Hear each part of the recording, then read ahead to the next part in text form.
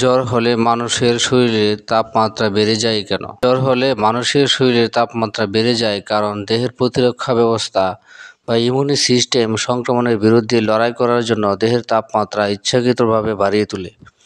কেন জ্বর হয় বা তাপমাত্রা কেন বেড়ে যায়? আসুন জেনে নিই। সংক্রমণ হলে যেমন ভাইরাস, ব্যাকটেরিয়া শরীরে রোগ জীবাণু প্রবেশ করলে দেহ তা শনাক্ত করে। মস্তিষ্কের হাইপোথ্যালামাস নামে একটি অংশ রয়েছে, সেটি শরীরের তাপমাত্রা নিয়ন্ত্রণ কেন্দ্র। পাইরোজেন নামে এক ধরনের কেমিক্যাল নিঃসৃত হয় মস্তিষ্কের। এটি হাইপোথ্যালামাসকে শরীরের তাপমাত্রা বাড়াতে বলে। তাপমাত্রা বাড়লে অনেক ব্যাকটেরিয়া বা ভাইরাসের বৃদ্ধি ধীর হয় আর প্রতিরক্ষা কোষগুলো সক্রিয় হয়। উপকারিতা: তাপমাত্রা বাড়ার উপকারিতা। জ্বর নিজেই কোনো রোগ নয়, বরং রোগের বিরুদ্ধে দেহের প্রতিক্রিয়া। হালকা জ্বর সাধারণত উপকারী, এটা ইমিউন সিস্টেমকে কার্যকর করে তোলে।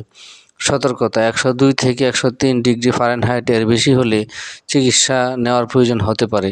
শিশু, বৃদ্ধ বা অসুস্থতার ক্ষেত্রে দ্রুত ব্যবস্থা নেওয়া উচিত। জ্বর হলেও শরীরের প্রাকৃতিক প্রতিরক্ষা ব্যবস্থা একটি অংশ। এটি রোগ জীবাণুর বিরুদ্ধে লড়াই সহজ করতে শরীরের তাপমাত্রা বাড়িয়ে দেয়। শরীরে 102 থেকে 103 ডিগ্রি জ্বর হলে শিশুদের জন্য উচ্চ জ্বর হয়। সুতরাং শিশু হোক, বৃদ্ধ হোক, বয়স্ক হোক বা যুবক হোক, তাদের জ্বর কমানোর উপায় এখন আমরা আলোচনা করছি। প্রথমে প্যারাসিটামল দিন, তারপরে আপনার অথবা সাপোজিটরি দিতে পারেন, সিরাপ দিতে পারেন।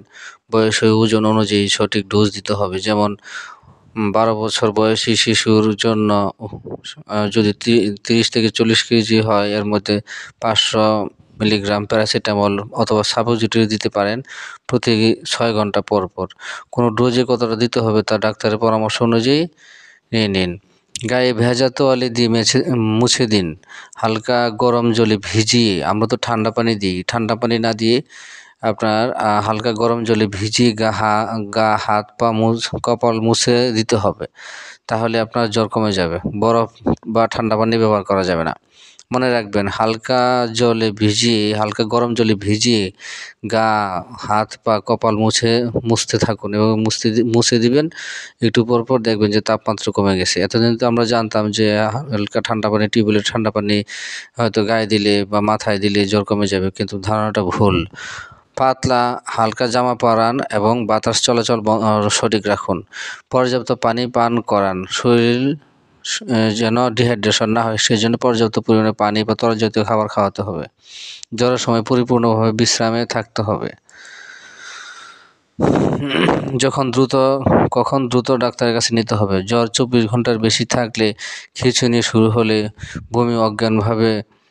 বমি হলে অথবা অজ্ঞান হয়ে গেলে, খুব দুর্বল বা অসংলগ্ন কথাবার্তা বলতে থাকলে, কিছু খেতে বা পান করতে না পারলে দ্রুত ডাক্তারের শরণাপন্ন হন।